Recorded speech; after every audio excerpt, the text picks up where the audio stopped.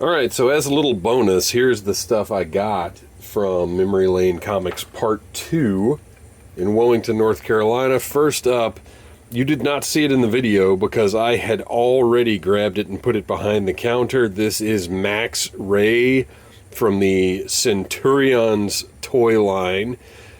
This is the only one of the Centurions that I had when I was a kid. I'm a huge fan of like aquatic underwater stuff. It's always my soft spot for any kind of toy line. Typically my favorite characters are the underwater characters. And the deal with this action figure line is it had all of these modular parts that you could swap around on their I want to say they were called exosuits, but that may be wrong. But they all had, let's check this out. Let's see how well this thing works. Oh man, really well. Okay, so yeah, all of these parts could come off, and then there were also weapons kits that you could buy. And look at that. Look at that fellow. Now, I see Tom Selleck when I look at this, right down to this dimple going on right over here. Look at those dimples.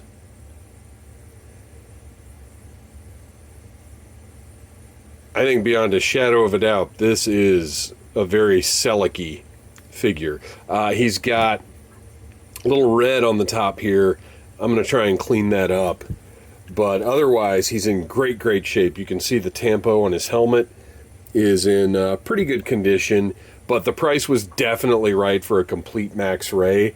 So I just wanted to have this guy because I really loved this figure when I was a kid. It went into the pool. Like every pool that I was in from... What year were these guys? This is hilarious. It's hilarious to me how now so many figures are just marred up by the dates. There we go. On the inside of that thigh was that 1986. So from 1986 until 1988, every pool I went in, this guy probably went in as well.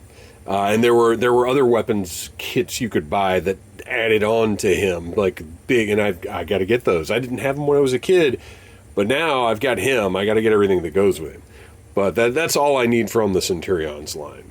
All right, let's get that out of the way. And we are going to move on to something else from my childhood, and that is a collection of... Had my notes turned over wrong. Star Wars mini rigs. Now these all need to be cleaned up. They're straight off of the store shelf. But I loved these when I was a kid. They're not from the movies, although they have made their way into the media over the years. This one was released in 1981. It is the MLC3, that is Mobile Laser Cannon. And it's, you know, to me, and I think the packaging as well, it had like a Hoth theme to it. But you guys know, I love a bubble on top of a vehicle. It's fantastic. You got wheels underneath, and the figure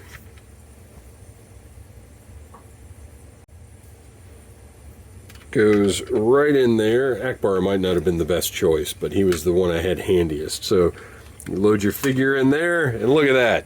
Mobile laser cannon with, I don't know if you can hear it or not.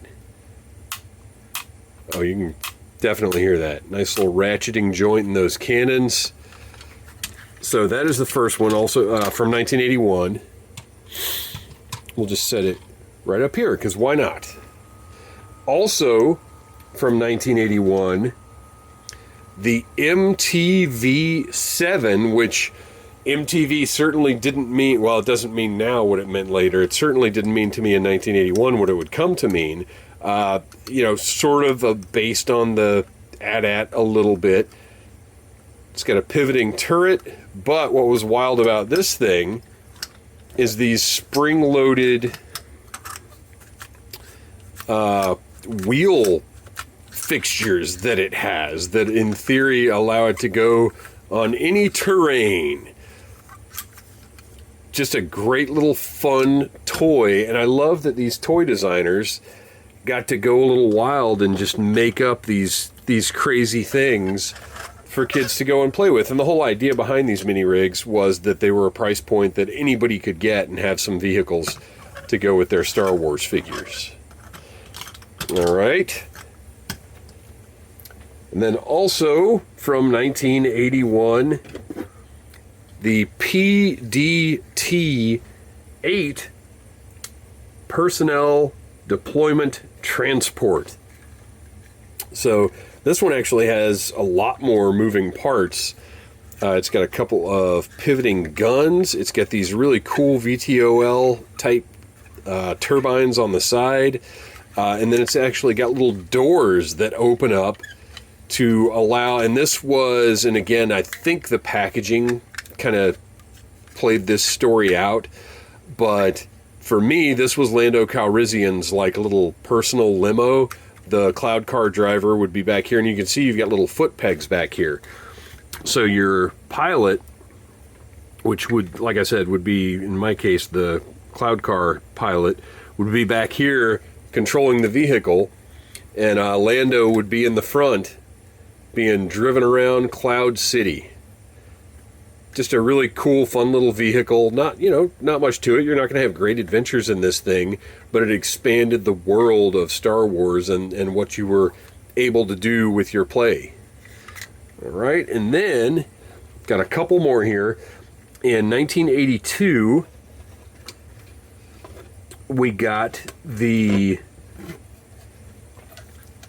INT4 Interceptor. This one is one of the more advanced mini rigs, I believe.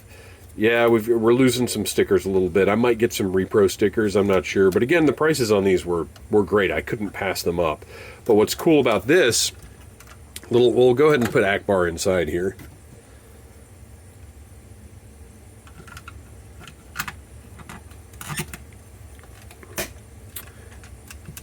What's cool about this is you've got this excellent little, it kind of looks like the front of an AT-AT, right? But it's a flying vehicle that you push this lever down, deploy the wings. Love the stickers, nice paper stickers in here. Just so retro and so classic. Just a cool vehicle. And this port in the front is actually translucent red plastic. So you can see, you can see through there. It is a translucent red. So that, another awesome little vehicle to have as a toy.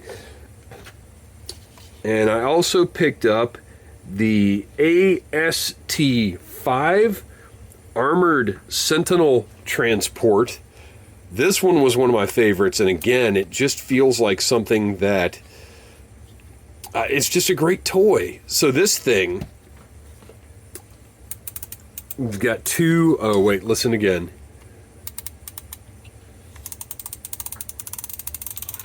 Hear that nice ratcheting joint there. So this to me was almost like the snake from G.I. Joe, where it was this, essentially they would be deployed because you've got this cool feature where it looks like a starship.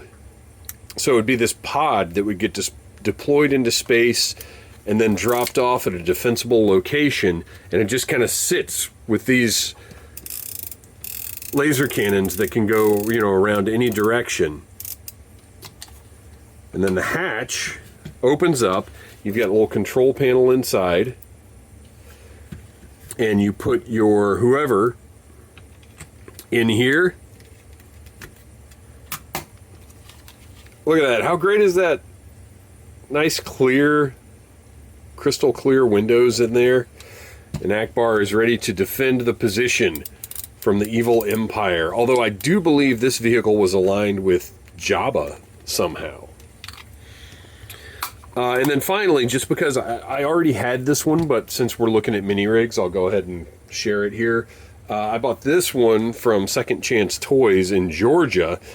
This is the CAP2, the CAP2 Captivator, and it's got suction cups, you guys. I mean, really, I don't know what more you need, but they're cool, like pivoting suction cups. So you could stick this to the window and like kind of pose it waiting. In my mind, this thing, you know how Boba Fett was hiding in the asteroids waiting for the Millennium Falcon to depart?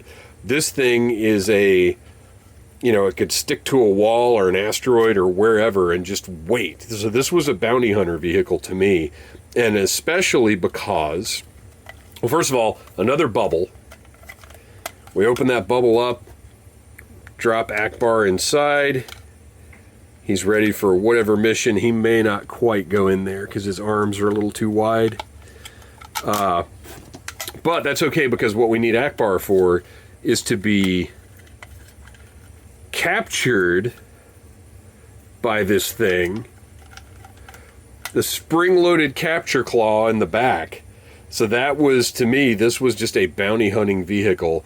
I don't know that I put Boba Fett in it. I feel like this would have actually been probably Forlom's, although at the time I don't know if I knew Forlom was actually Zuckuss and vice versa. So this would have been Zuckuss's, even though it was actually Forlom, if you know what I'm saying. But another great vehicle. So these mini rigs, I was thrilled to find these in the condition they were in for the price they were available for. Had to get them for the collection. I think I'm going to put these with my current collection of retro Star Wars figures. But there you go. That's my haul from Memory Lane Comics Part 2 in Wilmington, North Carolina. If you find yourself in Wilmington, you got to go. It's one of the coolest toy stores I've been in. It is. They have so much stuff, but it's not overwhelming to go in. So thanks for watching, you guys. Please like, subscribe, share. More toy hunts coming soon. More con tours coming soon. And of course, always new toy reviews. Smash that like button if you like Needless Things.